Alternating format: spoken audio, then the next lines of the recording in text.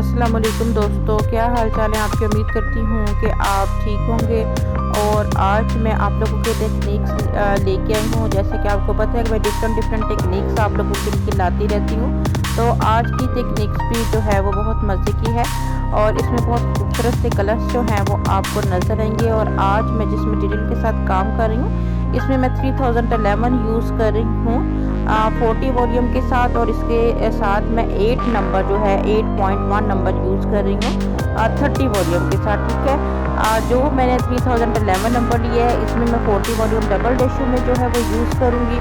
और जो मैंने 8.1 नंबर लिया है इसके अंदर मैं 30 वॉल्यूम इक्वल क्वान्टिटी में जो है उसको यूज़ करने वाली हूँ। ठीक है, और इसकी एप्लीकेशन जो है वो मैं आपको बता देती हूँ। इसकी मिक्सिंग आपने बहुत अच्छे तरीके से करनी है ताकि आपके जितने भी इंग्रेडिएंट्स है वो आपस में मिक्सअप, यानी कि कोई पार्टिकल जो है वो अलग-अलग ना रहें, बिल्कुल आपस में मिक्सअप हो जाए, ब्लेंड हो जाए इसी तरह हमारा मिक्सचर। और उसके बाद अब आपको एप्लीकेशन की तरफ जो है वो ले चलती हूँ कि एप्लीकेशन आप लोगों ने किस तरीके से जो है वो करनी है। आज भी मैं जो है स्लाइसिंग टेक्निक को ही फॉलो करूँगी और स्लाइसिंग टेक्निक के साथ मैं आपको बताऊँगी कि किस तरीके से आप खूबसूरत से कलर्स जो हैं वो हासिल कर सकते हैं। और मेरे तमाम जितने भी सब्सक्राइबर्स हैं उनको चाहिए कि वो इतने ज़्यादा जो हमारे शेड कार्ड में कलर्स हैं हर एक को जो है वो ट्राई करें, जैसा कि मैं भी हर कलर को जो है वो ट्राई करती हूँ और साथ साथ आप लोगों से भी उसको डिस्कस कर लेती हूँ ताकि हर एक कलर के बारे में आपको जो है वो नॉलेज हो। मेरे साथ आपको भी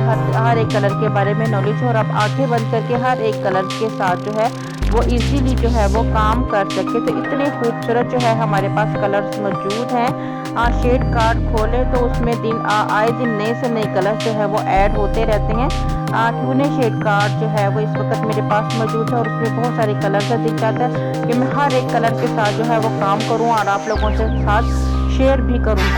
और अभी तक मैंने बहुत सारे कलर जो है वो आप लोगों से जो है वो डिस्कस किए हैं, वो आप लोगों के साथ जो है वर्क किया है, आप लोगों को दिखाया है, बताया है कि किस तरीके से हमने हर कलर को जो है वो यूज़ करना है। लेकिन इसके बावजूद भी अभी बहुत सारा काम बाकी है, बहुत ज़्यादा कलर्स जो हैं वो बाकी हैं जिसे मैंने यूज़ करना है, आप लोगों के साथ शेयर करना है।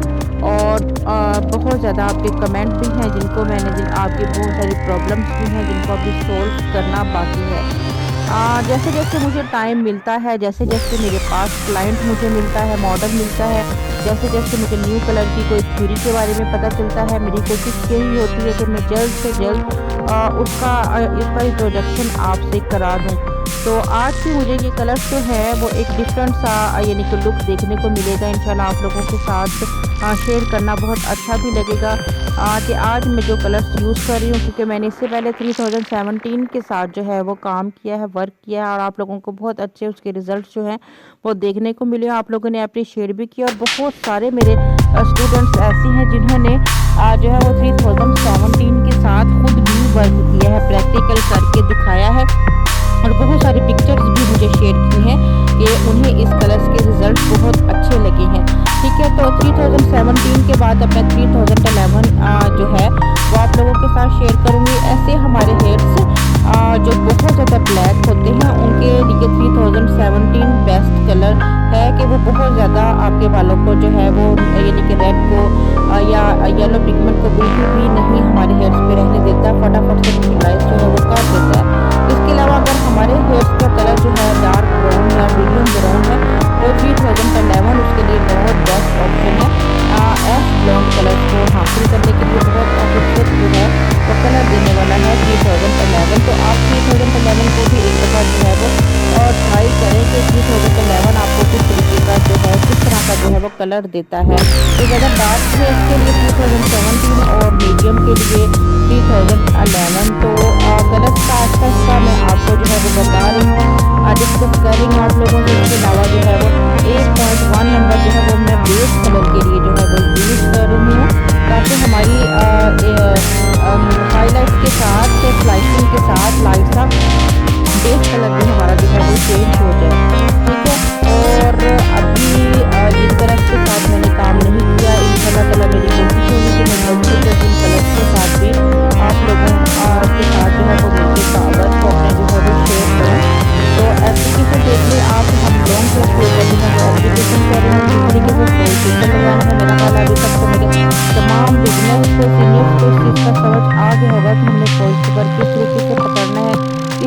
एप्लीकेशन करनी है, किस तरीके से हमने इनको ब्लेंड करना है। तो ये सब सारी की सारी टेक्निक्स तो जो है वो आप लोगों को बहुत जल्दी जो है वो समझ आ गई हैं। अब इंशाल्लाह ताला मैं न्यू जो हमारे पास आ जाते हैं डायमंड शेप में, हमारे पास हाईलाइट्स आ जाती हैं, स्क्वायर बॉक्स में आ जाती हैं। इसके अलावा हमारे पास जो है वर्टिकल में आ जाती हैं। तो डिफरेंट डिफरेंट शेप्स की जो पार्टीशंस हैं, टेक्निक्स हैं, वो भी मैं आप लोगों के साथ बहुत जल्द जो है वो शेयर करने वाली हूँ।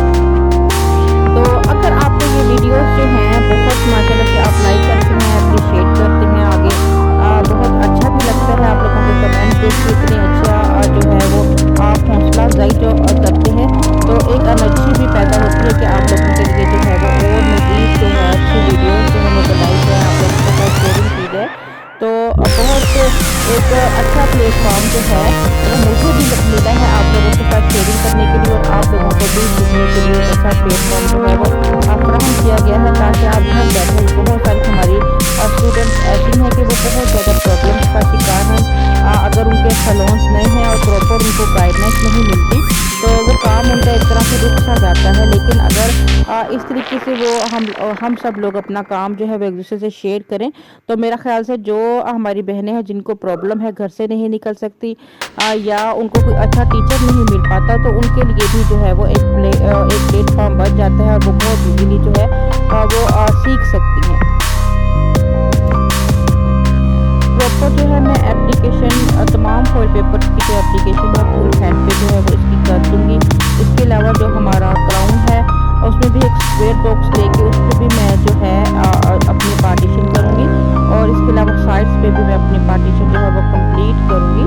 तो ये है कि आप बिगनर्स जो है वो हमारे ये बोल रहे होते हैं कि पार्टीशन करने में हमें प्रॉब्लम होती है, तो मैं यही कहूँगी कि आप प्रैक्टिस करें। बेशक आप फॉइल पेपर को किसी भी टाइम जब आप फ्री हों, तो आप फॉइल पेपर को पकड़ें, और फॉइल पेपर को किस तरीके से आपने पकड़ना है, किस तरीके से लगाना है, इसकी प्रैक्टिस करें। जितनी ज़्यादा आप प्रैक्टिस करेंगे आपके लिए जो है वो ईजी हो जाएगा कि ब्लेंड आपने किस तरीके से करना है, आपने हैंडल किस तरीके से करना है, क्योंकि ज़्यादातर फॉइल पेपर को हैंडल करने में थोड़ा सा प्रॉब्लम होता है, और अक्सर हमारे जो स्टूडेंट्स हैं वो गैस के वजह भी बोल रहे होते हैं एक फॉइल पेपर जो है वो स्टिच हो जाते हैं। इसके अलावा सेटिंग पिंस भी जो है वो हमें ईजी मिल जाती हैं। आप सेटिंग पिंस के साथ जो है वो उसको कैसे कर सकते हो, पकड़ सकते हो।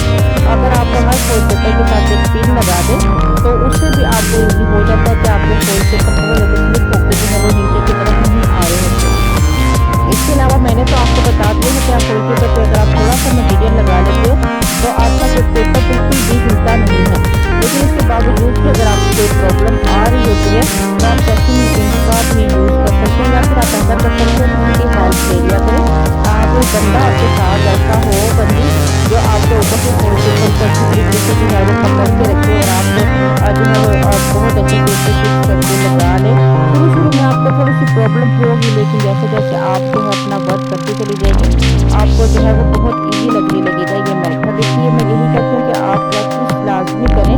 देखने से कुछ भी नहीं होने वाला, करने से ही कुछ होगा। आप जब तक आप प्रैक्टिकल नहीं करेंगे, अपने हाथों से वर्क को जो है वो नहीं देखेंगे, सीखेंगी, तो तब तक आपके लिए थोड़ा सा प्रॉब्लम जो है वो होगा।